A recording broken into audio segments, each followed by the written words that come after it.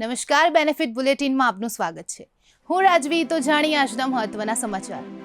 Share બજારમાં ભારે ઘટાડો. સેન્સેક્સ 800 પોઈન્ટ તૂટીને 80,360 ઉપર. નિફ્ટી 50 252 પોઈન્ટ્સ ઘટીને 24,638 પર બંધ. સતત છઠ્ઠા દિવસે બજાર રેડ ઝોનમાં.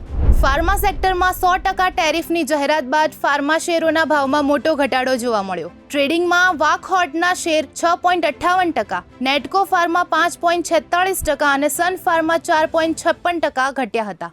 આ કારણે બીએસઈ હેલ્થકેર ઇન્ડેક્સમાં 1.39%નો ઘટાડો નોંધાયો.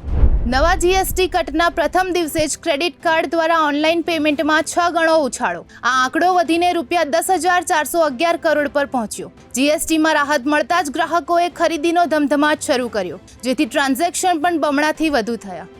કોલ ઇન્ડિયા લિમિટેડ દ્વારા તેના બિનકાર્યકારી કર્મચારીઓ માટે ₹1.3 લાખના બોનસની જાહેરાત કરવામાં આવી.